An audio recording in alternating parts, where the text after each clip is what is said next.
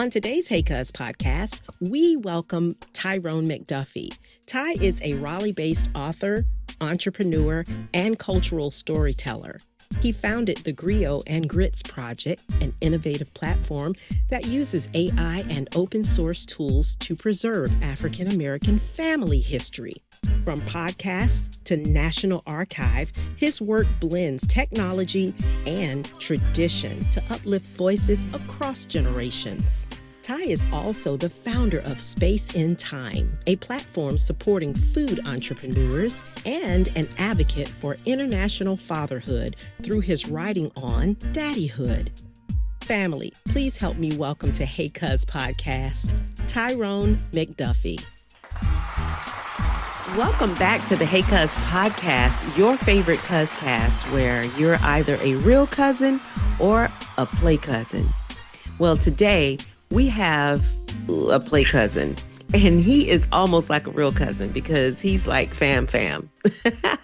Absolutely. So, and we'll get into that a little bit later, but I want to introduce. Again, you've heard the intro about Ty, but Ty is a lot of things, and he does a lot. I want to welcome him to today's podcast, and he's going to tell us a little bit about what inspired him to do this and how things have changed since the onset of him starting Griot Grits, because it is so important, especially now with the young generation sort of getting away from sitting at the knee and hearing all the stories that we were used to hearing during the holiday seasons with our family members around. So Ty, what's up, cuz? What's up, cuz? How you doing? Welcome to the Hey Cuz podcast. I'm doing all right. You Awesome, know, awesome. when you talked to me about Griot Grits on the phone, I was so excited I could have jumped through that phone and hit you, boy. Oh, man. It is what it is. You got it together. Tell us about it. Tell us what Yeah, inspired you. I mean, I know that I know, but for the viewers, tell us what inspired absolutely. you and how things have changed since the onset of you starting Griot Grits. Yeah, absolutely. So the beginnings of it started a little earlier than I had initially thought, because you know how things uh, like when you're in a plane or going up in a plane, you can't see the things on the ground until you get way up and actually see a big picture of it. Same Mm, kind of thing here. So it started actually over 25 years ago when my youngest sister was pregnant with her first child. And I mm, believe she was still a teenager, 17, 18, somewhere in there. And I was visiting from the Air Force, and I had come home and I was doing what every, first time away from home kid does. You look for stuff to steal and to take back with you, whether that's food or laundry detergent or what have you. And I stumbled upon this notebook, and it had a bunch of doodles on the front of it, with her name and everything on it. And since there's no privacy among siblings, I open it up and I start reading it, right? And so I see that she had written like a bunch of notes to her unborn daughter. And it was stuff like, it was detailing her fears and her hopes and her dreams for her daughter. mm. It would say things like, hey, I've never done this before. I'm scared, and I hope I can do a good job for you. I want to do a good job for you. So that was the very, very beginning. Okay. And then the next part happens just a few years ago, maybe, well, more than a few years ago, when my brother passed away. And you know how, like on TV, sometimes you'll hear or you'll see where they say when somebody passes away, you have to get rid of the things and move on with your life and kind of thing. Yeah. Well, for me, that presented a dilemma because it was the very first time death had come that close to me and my family. Mm, And I didn't know what to do. There's no handbook really on what you're supposed to get rid of and what not to get rid of, mm, or if you should get rid of anything at all. So my dilemma was his voicemails. Do I delete his voicemails from my phone, or do I keep them and go back and listen to him whenever I could hear his voice, mm. or whenever I'd want to hear his voice? So ultimately, I landed on keeping them so that I could go back and hear them. The next part of it was when my mother passed away just a few years ago, which was the absolute worst time that I can recall in my life. Sure, But sure. I remember talking to one of her cousins, and she says, "Well, Ty, there's only a few of us left, and when we're gone, all the family history is gone." So that kind of spurred a thought process in my mind of, hey, I need to save my family history because there's so many stories that you just don't know about your family members. That's right. Case in point, I had a get together with some family just yesterday, and one of them asked one of their brothers about a story that they all knew about, and he started giving details that no one else had known. Mm. And if it wasn't for that moment of everybody coming together, you know, only the surface knowledge of the actual story would have would have been preserved. Right. Um, so there's that. But um, another piece of the puzzle also was the last dance we had, the last birthday that we celebrated with my mother. There was this big thing that we put together where all the sons would take turns dancing with her. Mm. And at a certain point in the song, the next brother would tap, and then they'd exchange places. After my turn ended, I kind of stepped back and I was looking around the room and I noticed a couple of things. Number one, there wasn't a single dry eye in the house. And number two was that everybody had a camera out or a phone. And for Mhm. some reason, that thought popped into my head of everybody's going to have a different perspective of that exact same event. Yeah. Yeah. and and I decided that I wanted to do something combining family history, but also what I want to do is paint 360-degree pictures of the people in our lives, not just the events, but the people, Mm. so that we could know, okay, this is what made my grandmother laugh, or this is this is the couch everybody would fall asleep on when they came to visit. But just a So person. like an AI portrait of Yes, what yes, happened in several accounts, whatever those yep. accounts are. Yeah, and to weave them all together so Uh-huh. so that you'd be able to go in and say, "Hey, tell me about my grandfather." That's one of the future visions of the project, is to Hmm. create what we're, just internally calling Black GPT.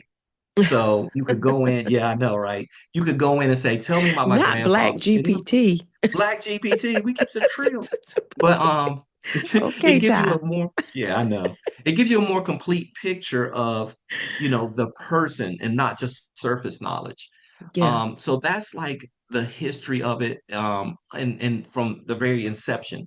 So then once I made the decision to try to preserve my family history, I Hmm. started a podcast, and the podcast was called Griot and Grits, right? The griot being the historian in Western Africa. They were Yeah. singers, Yeah. poets, actors, Storytellers. Yeah. storytellers, Hmm. exactly, and they would use these gifts to share the history across generations. And Right. then Right. the word grits in it actually comes because it's a staple in Southern food, which is like kind of indicative of the migration of freed slaves from the South to the North. But I learned afterwards it's also a staple in West African food as well. It's a staple Western African food. Um, so that's where the name came from. And I started doing a podcast, as I mentioned, to preserve history. And people started my family history, and people started saying, "Wow, I'd really like to do that with my family," or those kinds of things. And so I was like, "Well, I don't have the energy to do everybody's stories like this." So what I was going to do was just have a YouTube channel that would allow people to upload their stories and have a searchable, they'd be able to go in and search it. But I have the good fortune of knowing, or having a very good friend that's the director of AI at a really big software company called Red Hat. And Oh. yeah, and I mentioned it to him, and he was like, "Hey, man, that's a great idea, but I think we can do a much better job of telling the complete story by using AI to augment and enhance these stories as you're bringing them in." Hmm. So an example would be, um, like, let's say I'm talking about like my great grandfather or somebody that fought in a specific war. As Okay. that story's being told, AI is looking across the public domain and bringing in supporting documents or supporting um, uh, sound effects, video, whatever would augment and enrich that story to make it more immersive. Almost think of it like as a personal documentary. So all you have to Okay. do is, share your story. AI does this thing in the background, and I'm not the tech guy, so I can't get into how it does everything that it Right. does. Right. Right. Yeah, but it pulls the transcripts and does everything, and it enriches the video. As I mentioned, and if we're looking at future directions, one of the things I'd mentioned is like the Black GPT. which Hmm. is, an actual like chat bot that'll give you information about people. Um, Okay. Another thing that's really cool about what we're doing is let's say somebody tells a story about me and they say, hey, there's this guy in North Carolina named Ty McDuffie, da da da da da. And then Hmm. somebody in California mentions, hey, I knew a guy named Ty McDuffie. I think he said he lived in North Carolina. Well, our stories, because of the way we do everything, is going to notice that correlation. Merge And them yeah, together. yep. And And it's and going to and and offer, and not the Tyrone McDuffie who is the football player. exactly. But it's all Make sure it's get your also going to story offer, straight. Get your story yeah, straight. exactly. Get them straight. Get them straight. Keep them straight. But it's going to offer up these relationships between both sides that says, hey, maybe you guys, your circles are closer than you think, or you have people that are in your circle. So it'll offer up those. So it's like Um, A and I DNA. yes, yes. And exactly. Is And what if AI were DNA, then it would just yeah, link everything up. That is incredible, yeah, yeah. bruh. Thank you. Thank I you. mean, like, so you recently had a some good news. I don't know if you're able to share it here, that you got a phone call from some very important people historically that may want to showcase. And I know you can't put the cart before the Yeah, horse, yeah, um, but let's just say a National Archive kind of thing yeah, is yeah. got its eyeballs on you. Yeah, we've had actually, and I won't say the name of the organization, but it's a Right. really big, like you said, archive of historical artifacts and Mm-hmm. things that has reached out to us, and we've had several meetings with them discussing the Griot Grits Project and how we Okay. can work together on it. Yeah, Let's give it's a round pretty of big. applause there. Yeah, so Congratulations in advance. We're gonna go ahead and thank you. praise dance in advance. Yeah, thank you, thank you, thank you. Yeah, so it's been pretty cool. Mhm. And it's like, not to get overly Christian or gospel here, but or religious, but it's like God has a way of putting your name in hallways and places that you've never even been and never would have even thought you could go into you know Absolutely. um yeah so Absolutely. um I yeah so agree with that. I tell people all the time my story is coming from a very poor household whose mom's a was a maid, cleaned houses and things, and Mhm. like I said, my name is being mentioned in a place that I've never been by people that are internationally known. Mhm. um Mhm. and if I could do that coming from the tobacco fields, I want to inspire other people to know that they can do it too. Well, you are already doing that because of all the everything that you do. Like I said, with every single business that Ty has created or has fathomed, it's always been for the purpose of building up and helping other people um, ergonomically or whatever do things better. Whether it's something, a product that you have developed or had an idea for or a concept. So I'm very excited about where things are headed with you on this. And Thank you. I have one other thing that I wanted to ask because you covered so many of my questions all in one, as I knew you would, Because I'm wordy. because he wordy. At least you're not messy, because family be messy. Yeah. Mm-hmm. But beyond Griot and Grits, we're going to get back to Griot and Grits, but you launched a venture called Space in Time, TYME, to support food entrepreneurs. Yes. Now, um, just what drives your passion for entrepreneurship? Let's start there. And how do Wow. those projects connect to a larger mission? And I don't even know if the two are connected with Griot and Grits. I mean, because maybe you should have opened a restaurant because you put the grits on the Griot. I like that. I like that. So to your first question, I think what drives my entrepreneurial leaning, Mm-hmm. I think it's just, an or this gnawing feeling that I'm meant to do more than, what I've done. And Okay. I think it also goes to an innate desire to help people. You know, um, like they say when you're in a plane, back to that plane analogy, and they're going through the safety briefing, and they say if with the cabin loses pressure and the mask drop down, put your mask on before you help other people. So I realized that in order for me to be able to um, help anybody else, I have to put my entrepreneurial mask on and be able to, give Mm-hmm. jobs to people and Mm-hmm.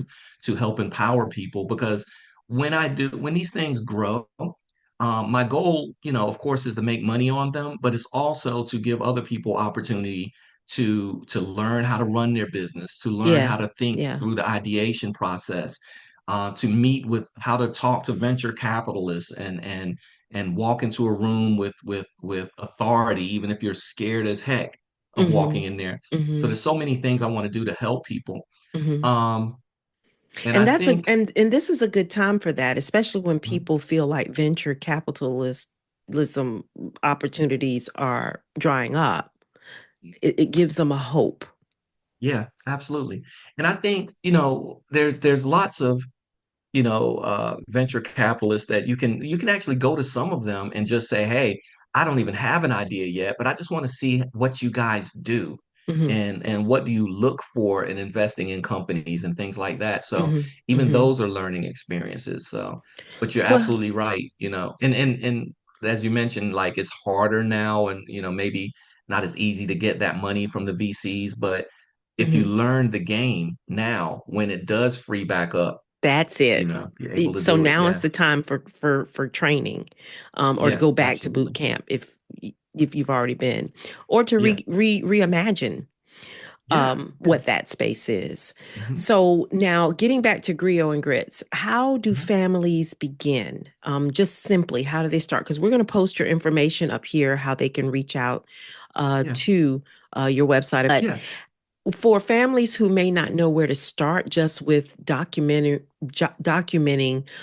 their history, um, you know, when you were speaking about biblical times, there was a time that, before the Bible was actually, you know, written, that it was on scrolls that Moses had. And then there were stories. And, it's not unusual in certain African cultures that, they still tell stories. They are handing down. I mean, my husband's grandmother, who, I want to reveal how I know Ty. Him and my husband have been friends since middle school. Is it ninth grade? Yes. Yeah. Yeah. They didn't I even think like so. each Yeah. they didn't like each other because they went to rival schools. I wanted to fight him the first time I saw him. I don't know if he knew that part, but I will Hmm. say this, that he had the nerve to tell me that you guys worked together Hmm. and ended up being friends because you worked together. Yeah. Yep. At a grocery store. It starts with a P, ends with a Yeah. W. Yeah. But he Ends told with me, Igley.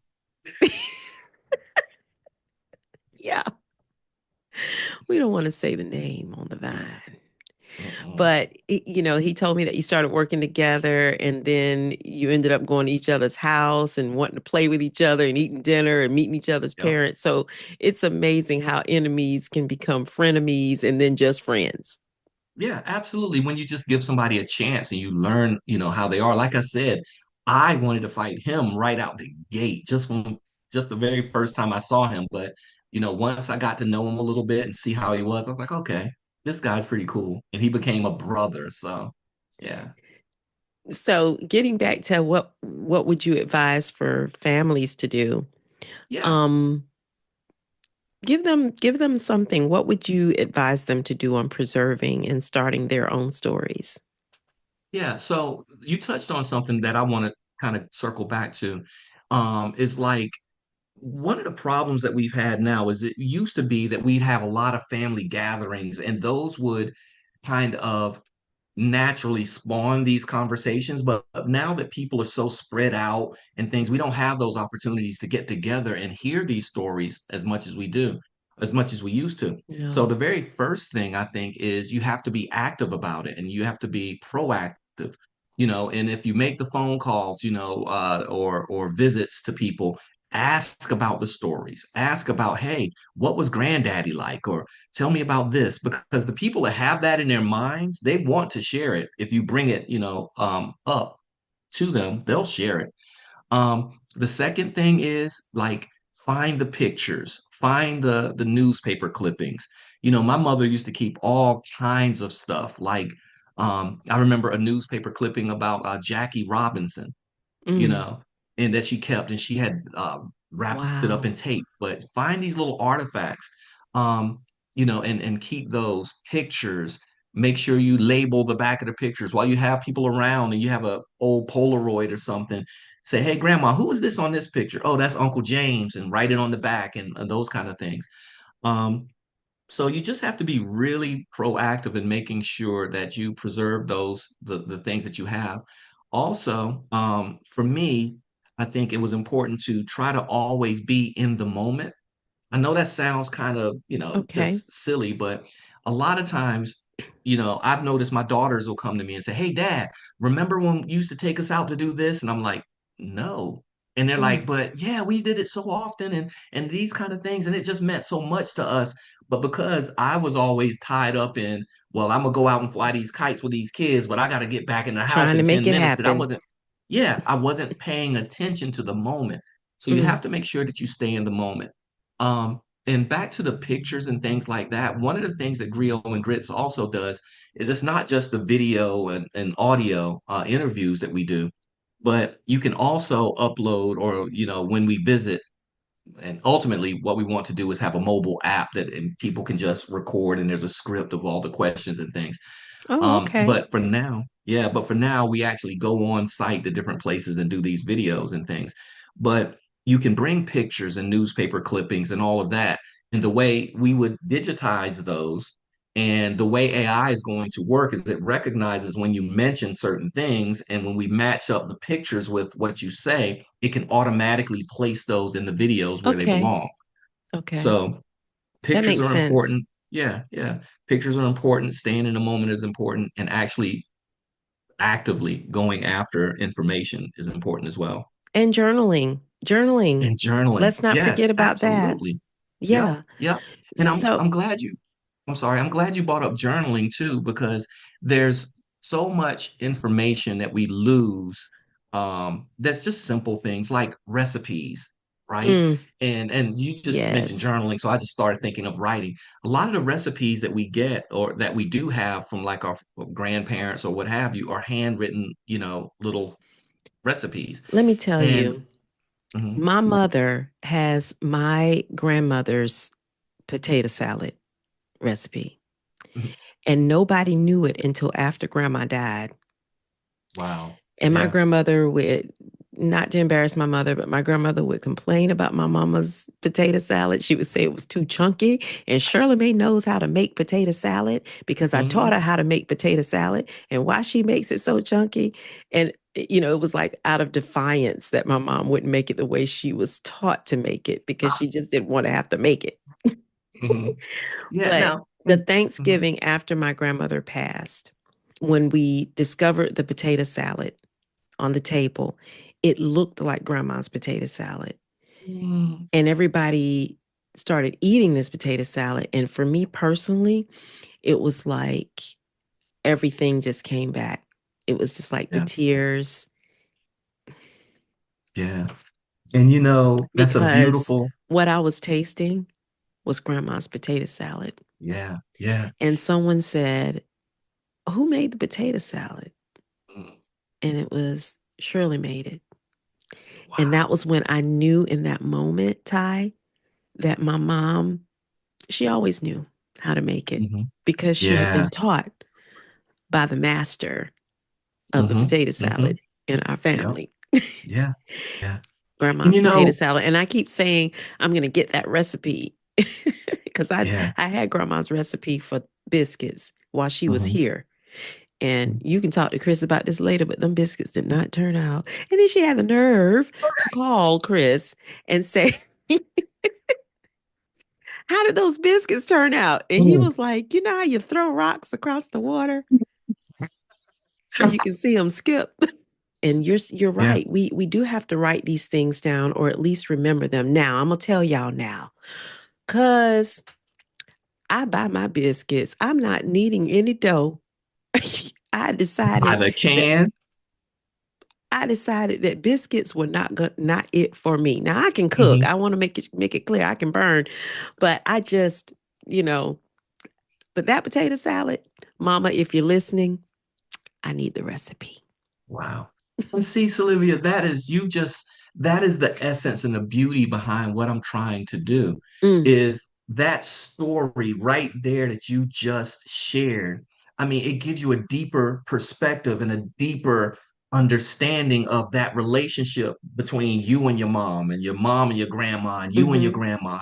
But it's just such a beautiful thing that it needs to be preserved and shared, because it paints that fuller, richer picture of everybody. It does. And my mom's like the oldest of 9, and I'm the oldest grandchild of only 7.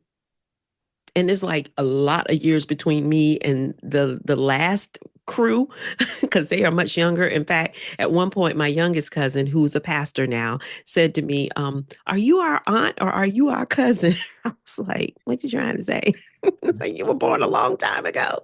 But Mhm. this has been beautiful, Ty. I'm so Thank you. very proud of you, and I know that Chris Well, is thank too. you. We both, are the same with that. Proud of you and Sharon, which we're going to have your wife on at some point to talk about her journey as a real estate Yeah, agent yeah, and all the things that she's had to overcome just as a twin. yeah, absolutely. Oh, those And will be some funny stories. absolutely. So I'm looking forward to that. But for right Hmm. now, tell us what to expect when we come to your website. So we're gonna post the website right here. We can go to griotandgrits.org. Hmm. So Yep. tell us what to expect. Yeah. So when you get there, it'll be like a little bit of a description of what we do. Okay. It has a breakdown of like the AI portion and how it works, Hmm. as well as a very limited number of videos, shorts that you can look at. Okay. To kind of see what it does. Like there's one, if you hover over like the description, it'll say something about the lady walking through the snow. It's a really interesting story. And it shows how AI augments that particular story. It adds maps. It shows this little girl's route across Philadelphia. She was 10 years old walking across Philadelphia at night, Mm, and it shows the map there. But it's just, there's that. And then it gives you also information about how you can reach us. You can okay. send us a message right through there. Okay. All right. Well, we're going to do that. And Ty, I hope that we have you on again, Hey Cuz podcast at some point, cuz, because you and Chris cut up so much. It's not Yeah, even that's my funny. dude. Hmm. You guys have the same humor. Exactly. Yeah. Hmm. But would love to have you back on for that. And also keep us posted on your gritsandgrio.org. Of course, we're going to share that information at heycuzpodcast.com to keep Hmm. everybody updated with what's going on with you. All right. Awesome. Yes, So ma'am. I'll say until next time, or until next week, or until maybe an hour after you talk to Chris. Bye, cuz. My cuz. Thank you so much. You're welcome. Hey, everybody, this is Ty McDuffie, and you're tuned in to Hey Cuz podcast with Olivia J.